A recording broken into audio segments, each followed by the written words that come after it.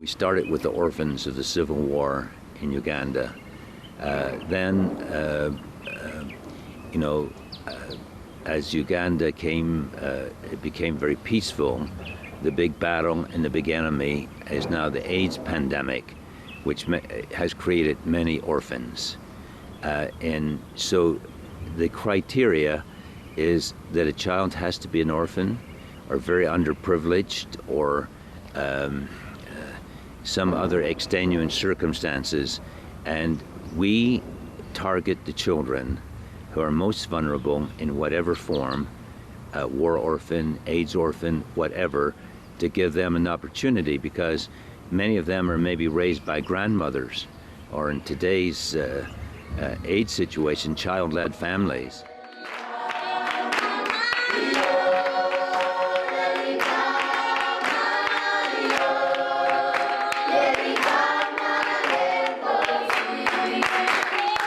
In Kenya, we have Mark, we have Benya, who's a lawyer. Mark is a very prominent broadcaster on national television. We have young ladies like Pamela, who is a brilliant chef. We have, you mentioned it, teachers, and now they are the ones that's running our Music for Life centers and our programs. So that's what makes it wild. And that's what we said at the beginning.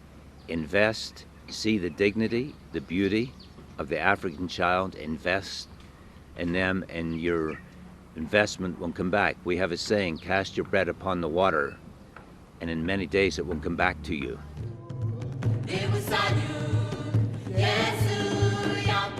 My life before the African Children's Choir was different because I used to live with my mom, and we were 4 of us, so she could not afford to put us through school. However, when my cousin heard about the Music for Life literacy schools, so she took me there, and I was accepted into that school, and a few months later I was chosen in the African Children's Choir, and that's how my life was changed.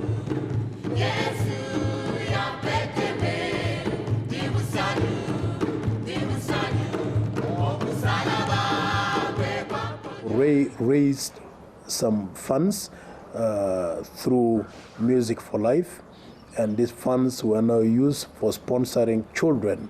We started by enrolling children at the age of 6, 7, and 8 and put them under trees to begin learning.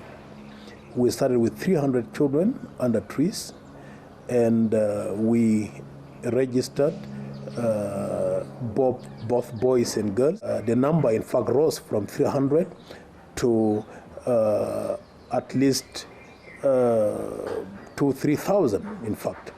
The schools are doing very well.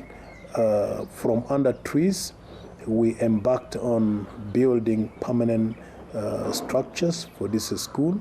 In fact, we mobilized our communities, and we agreed that let us build permanent schools, even if it was a wartime.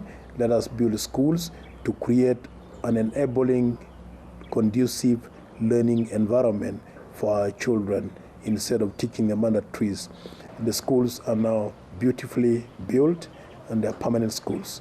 And this is the impact of what the African Children's Choir has done.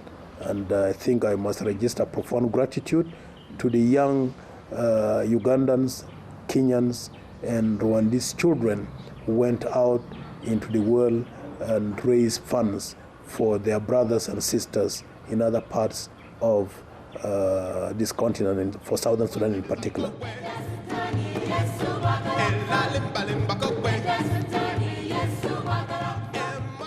My name is Mbanya Kamwetu. I'm 25 years old.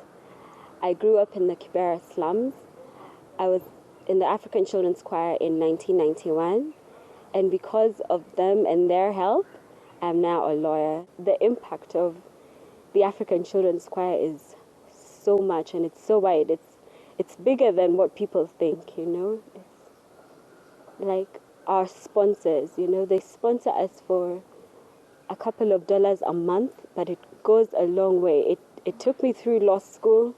I think if it weren't for the African Children's Choir paying my fees and at least taking, you know, a load off one child for my parents, oh goodness, I don't know what would have happened, you know. So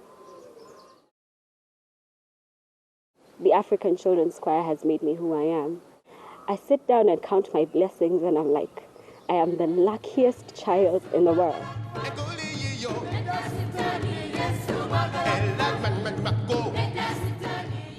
2003 was the worst year for me because my mom passed away, and it was like I had no purpose to live because I was very fond of her. She was special to me, but I believe that God has a purpose for each and every one of us. If something bad happens, there's always a good deed. Because God helped me with the Music for Life, which was the African Children's Choir. Like the African Children's Choir, they helped me, but they've helped more people than me because I am also going to help other people.